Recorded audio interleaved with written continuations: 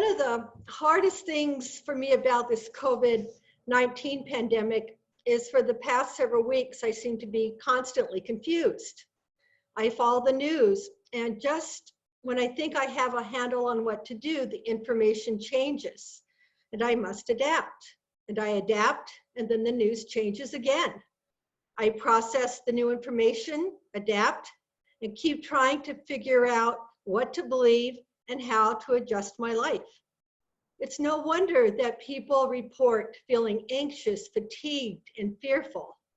Our lives are changing, and we don't know what we are losing and what we might be gaining. And I think maybe that is how the disciples were feeling. First, there was the whirlwind of Holy Week, the intense pain of seeing their beloved Jesus crucified. None of it had turned out as they had expected. Then on Sunday morning, Mary visits the tomb and runs back to tell them that Jesus is not dead, but is risen. And then a couple of the male disciples go to visit the tomb, and they too find it empty. Can you imagine how their heads must have hurt trying to process it all? I bet there was a lot of, "Do you remember when Jesus said?" And their companions would reply, "Yes, but I just don't understand it."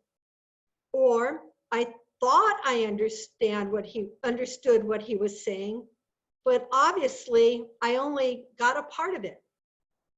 All that new information about Jesus being alive after his cruel crucifixion must have caused so much cognitive dissonance. And trying to process a new, incompletely understood reality was exhausting. But they were together trying to work it out. One of the best gifts Jesus left his disciples was the gift of community. They were gathered together that first Easter behind locked doors, and their fear of the authorities was well-founded. The powers that controlled Jerusalem were not about to allow any kind of political outbreak after public executions.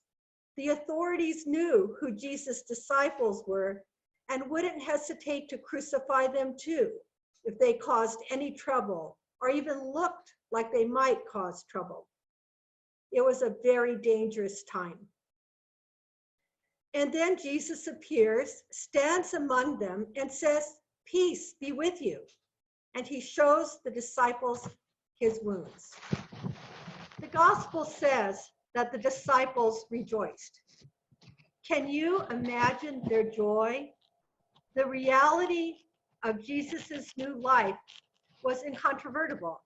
He was standing there, somehow the same, yet somehow different. Yet in his resurrection, he bore the wounds, the evidence of his suffering. Jesus is risen. And he says, "Peace be with you.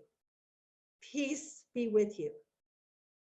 We say these words in the usual Sunday service, but do we realize that Jesus is offering a gift that is more than an absence of conflict? When Jesus says, "Peace be with you," he is offering us a wholeness that is a gift of God, shalom, a wholeness that comes from faith and trust in God and being part of a community that believes in God's promises and lives out God's will for humanity in daily life, in trying to love others as God loves us. At some point, Thomas catches up with everyone and they tell him in awe and excitement, "We have seen the Lord." And then Thomas says the words that we know so well. "Unless I see the mark of the nails in his hands and put my finger in the mark of the nails and my hand in his side, I will not believe." This statement has caused Thomas to be called Doubting Thomas for the last couple thousand years. But I'm not sure that's fair. Thomas was the one willing to go with Jesus to Jerusalem even when he knew Jesus would die there. Thomas had been devoted to Jesus. And Thomas had been just as brutalized and traumatized as the rest of the disciples. His heart is broken, and he is probably so disappointed that he wasn't there to experience the living Christ. And he might have been blaming himself for not being there sooner. Has your heart ever been so broken that you couldn't dare to love and trust again? It just hurts too much, and you feel that you'll die if you are disappointed one more time. So have a little pity on poor Thomas. A week goes by, and the disciples, including Thomas, are together in the same room. And there is no mention of fear this time. Jesus appears even though the doors are locked. Peace be with you, Jesus says once again.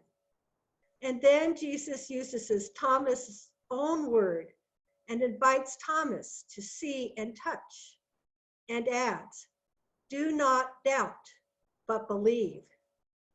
And then Thomas falls on his knees and exclaims, "My Lord and my God."